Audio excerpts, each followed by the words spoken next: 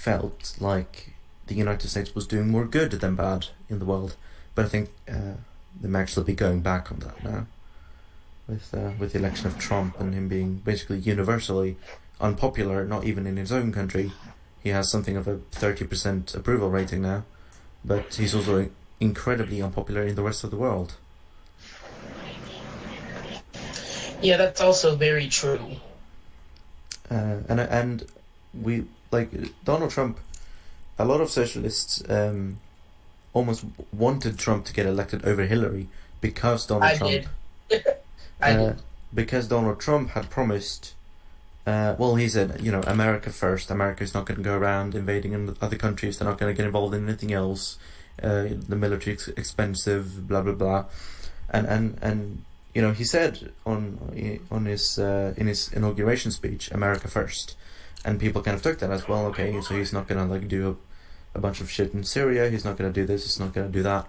But now we're seeing in Venezuela, his government is trying to start a coup.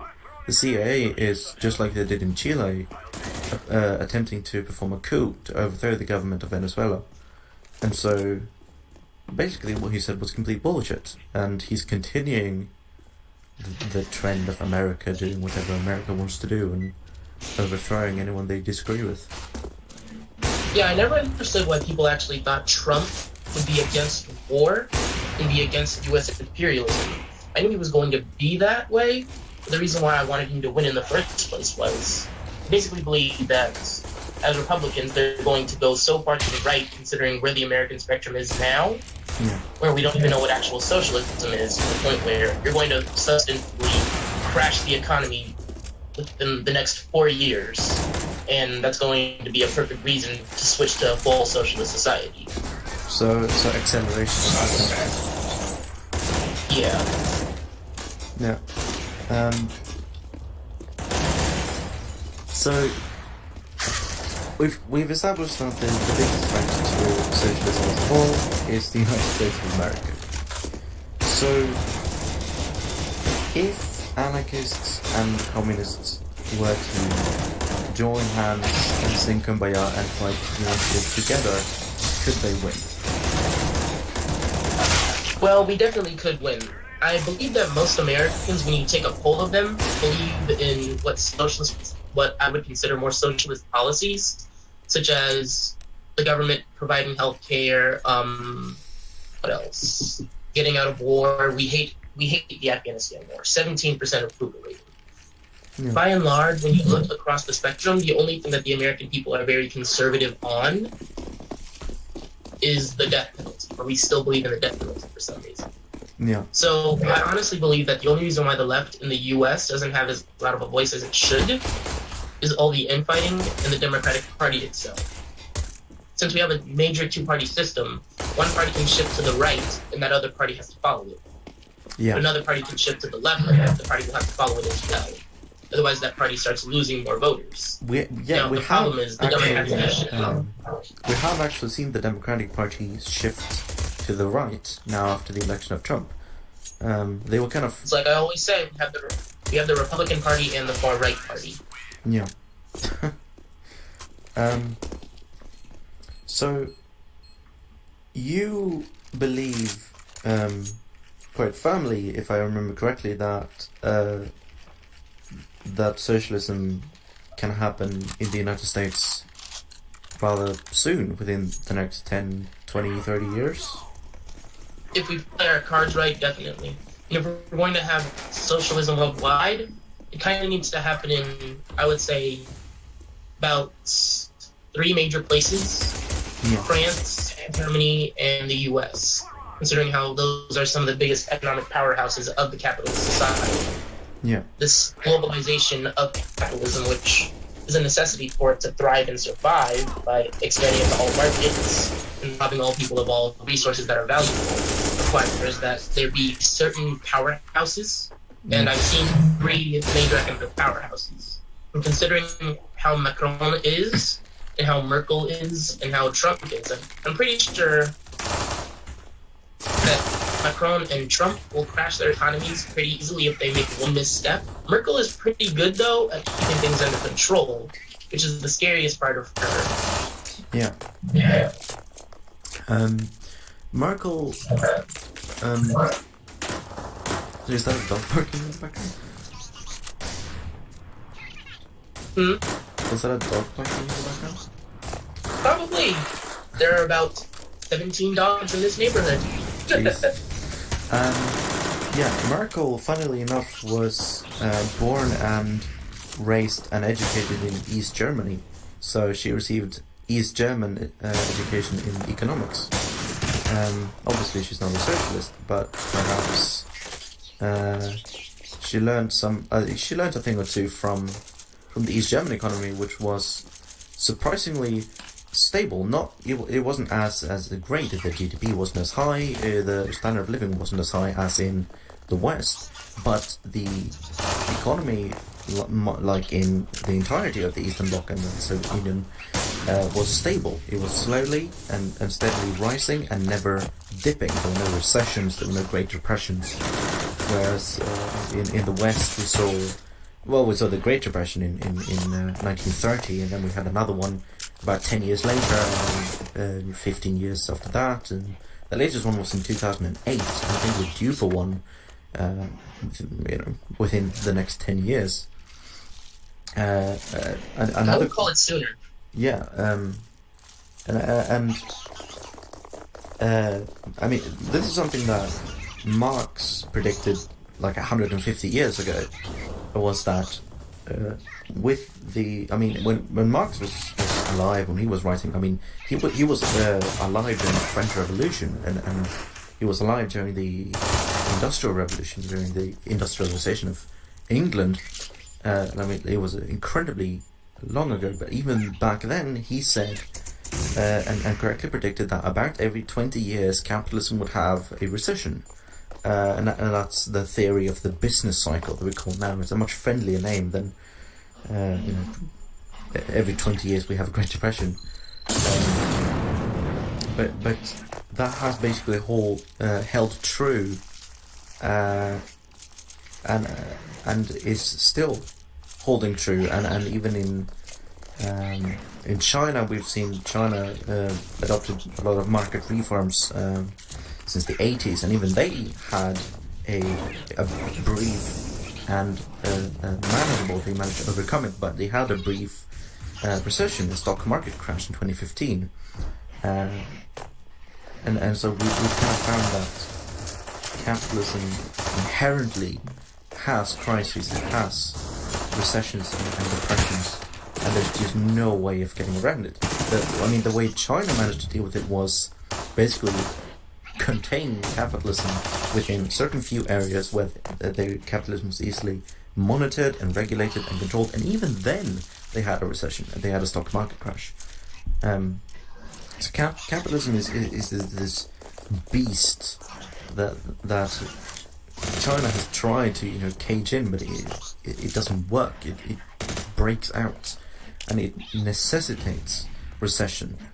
According to this theory, the law of the business cycle is that it dips, it goes up and down, it's in waves. The economy goes up and everything's great, and we have great prosperity and development, and then right after there's a great sink and there's a recession, and then it goes back up and then goes back down, goes up and down, and every time it goes down, millions of people end up in poverty.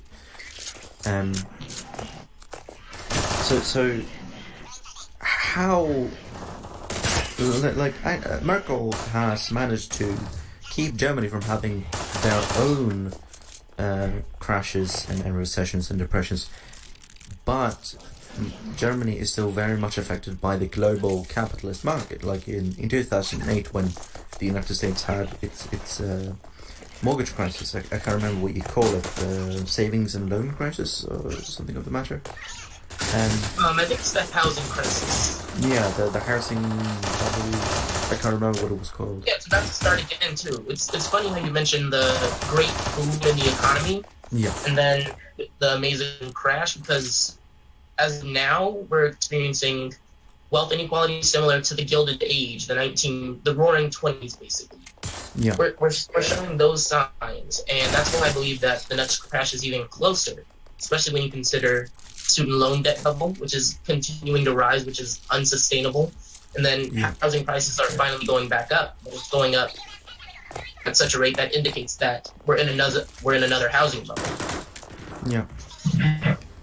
I'm obviously I'm obviously no expert in American economics, and I don't want to speak very much for America, but looking on a global scale, seeing as how the last global I mean the 2008 economic crisis affected the entire world, and looking at how that was the last global economic crisis, and following this trend that we've seen ever since the 1900s, well, even before then, even since the late 1800s, we are due for an economic crisis either next year, 2080, so 10 years after the first one, the last one we had, or some years after that, possibly as probably not later than 2028.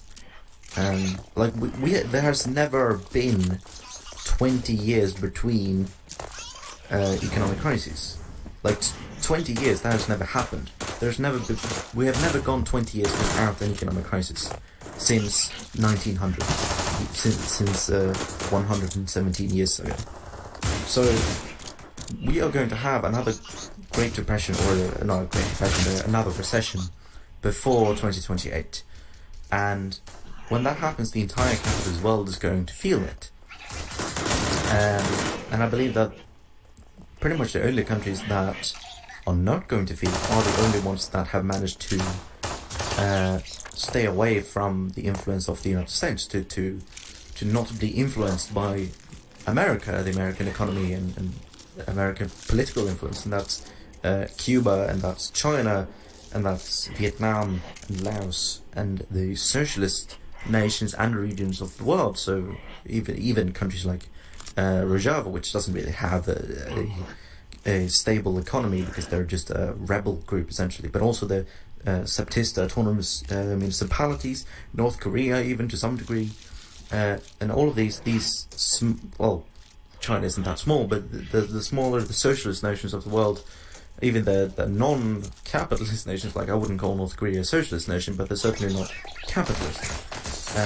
Even they are not affected by these economic crises because they have managed to avoid the influence of the United States. And the United States attempts to control, take over any country which is not capitalist, any country which is not following the dollar essentially. And so you can see that whenever there is an economic recession, every country that follows the United States and is on that side of what used to be the Iron Curtain, they have a recession at the same time as the United States has a recession. And all the countries that are separate from the United States and are not influenced by the economy of the United States, they don't have a recession, and their economies keep steadily rising. And Cuba's economy has been steadily rising, and they didn't dip in 2008. There was no dip. Their economy was not affected by the 2008 crisis. Every other country in the world essentially was, but Cuba wasn't. And they are 90 miles from the United States, from Miami? So, something like that, Masha? Yeah, I think it's about 90 miles. Yeah. And so I think to analyze Cuba, to see what they are doing and what they are doing right, I think is probably one of the most important things we can do as socialists in general today. And I don't see many anarchists on Cuba. I don't think that there are any organized anarchists in Cuba at all. If they are certainly underground, and they're certainly not working together with the Communist Party.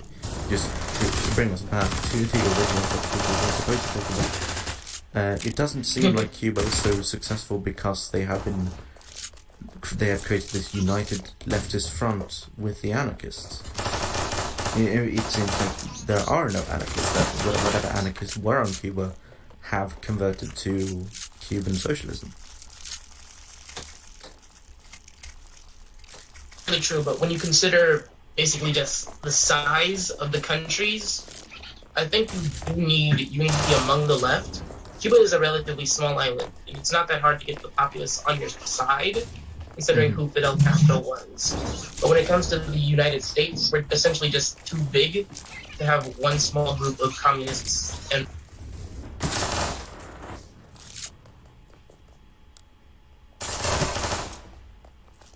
bring about socialism.